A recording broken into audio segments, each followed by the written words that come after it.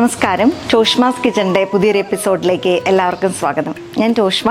ഞാൻ ഇന്ന് തയ്യാറാക്കി കാണിക്കുന്നത് ഒരു ഓണം മഫിൻസ് ആണ്. സാധാരണയായിട്ട് നമ്മൾ പായസമൊക്കെ തയ്യാറാക്കാറുണ്ട് ഓണത്തിന്. അതിന് നമ്മൾ ഏത്തപ്പഴവും ശർക്കരയും ഒക്കെ ഉപയോഗിക്കാറുണ്ട്. അതുപോലെ തന്നെ ഈ സെയിം ഇൻഗ്രീഡിയൻസ് ഉപയോഗിച്ചിട്ടുള്ള ഒരു കപ്പ് കേക്കിൻ്റെ റെസിപ്പിയാണ് ഞാൻ ഇന്ന് തയ്യാറാക്കി കാണിക്കുന്നത്. ഇതിന് ആവശ്യമുള്ള ചേരുവകൾ എന്തൊക്കെയാണെന്ന് നമുക്ക് നോക്കാം. ഈ ഓണം മഫിൻസ് തയ്യാറാക്കാനായിട്ട് നമുക്ക് വേണ്ടത് ഇത് ഏത്തപ്പഴമാണ്. പഴുത്ത ഏത്തപ്പഴം അരിഞ്ഞു വെച്ചേക്കുന്നതാണ് ഒരെണ്ണം. ഇനി ശർക്കര വേണം. ശർക്കര ചീകിയത് 1/2 കപ്പ്. ഇനി കട്ടി തേങ്ങാപ്പാൽ അതും 1/2 കപ്പ്. ഇത് തൈരാണ് 2 ടേബിൾ സ്പൂൺ. വാനില എസൻസ് വേണം നമുക്ക് 1 ടീസ്പൂൺ. ഇത് ഗോതമ്പ് പൊടി നമുക്ക് 1/4 കപ്പ് വേണം. സോഡാപ്പൊടി 1/2 ടീസ്പൂൺ. അതുപോലെ ബേക്കിംഗ് പൗഡർ അതും നമുക്ക് വേണം 1/2 ടീസ്പൂൺ. ഉപ്പ് പാകത്തിന്. ഏലക്കാപ്പൊടി 1/2 ടീസ്പൂൺ.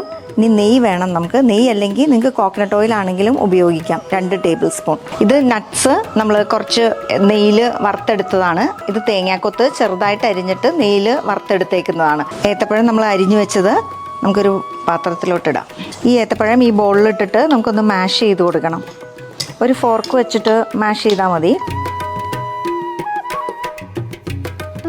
ഈ ഏത്തപ്പഴം നമ്മൾ മാഷ് ചെയ്തിട്ടുണ്ട്. നമുക്കിനി ഇതിലേക്ക് ശർക്കര നമ്മൾ 1/2 കപ്പ് എടുത്ത് വച്ചേക്കുന്നതാണ്, ഇത് ചേർക്കാം.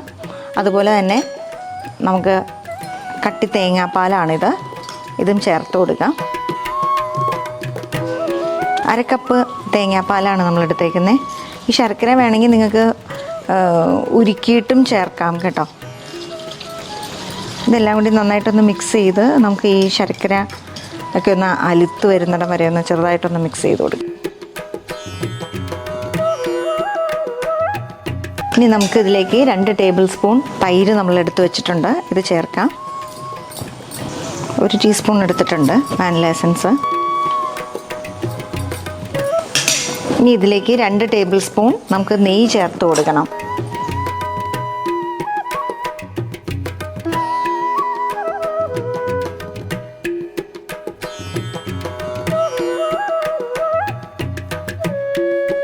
നമ്മുടെ വെറ്റ് ഇൻഗ്രീഡിയൻസ് ഒക്കെ റെഡി ആയിട്ടിരിക്കുന്നുണ്ട്. നമുക്കിനി ഇതിലേക്ക് ഗോതമ്പ് പൊടി എടുത്ത് വെച്ചതാണ്. ഗോതമ്പ് പൊടി 1/4 കപ്പ് ഗോതമ്പ് പൊടിയാണ്, അത് ചേർക്കാം. അതുപോലെ തന്നെ നമുക്കിതിലേക്ക് സോഡാപ്പൊടിയും അതുപോലെ ബേക്കിംഗ് പൗഡറും ചേർക്കണം. ഇതൊരു 1/2 ടീസ്പൂൺ വീതം ചേർത്ത് കൊടുക്കണം.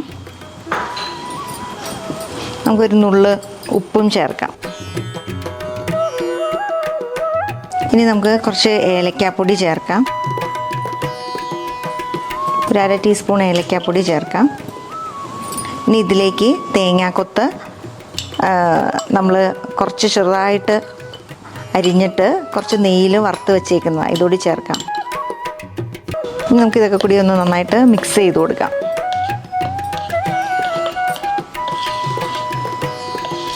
ഇതിങ്ങനെ ഒന്ന് ഫോൾഡ് ചെയ്ത് കൊടുത്താൽ മതി. ഒത്തിരി നമ്മൾ അടിക്കേണ്ടതൊന്നും ആവശ്യമില്ല.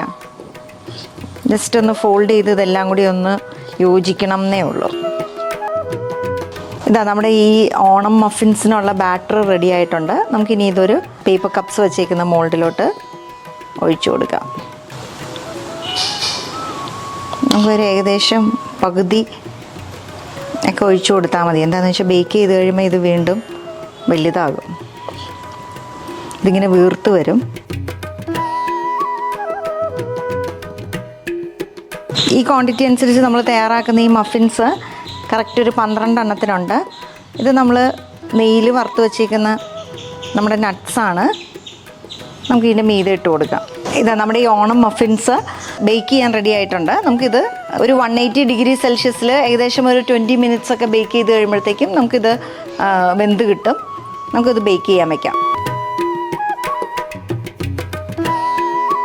നമ്മുടെ ഓണം മഫിൻസ് റെഡി ആയിട്ടുണ്ട്. നമ്മൾ ബേക്ക് ചെയ്യാൻ വെച്ചിട്ട് ഏകദേശം ഒരു 15-20 മിനിറ്റ് ബേക്ക് ചെയ്തപ്പോഴത്തേക്കും ഇത് റെഡി ആയി കിട്ടി.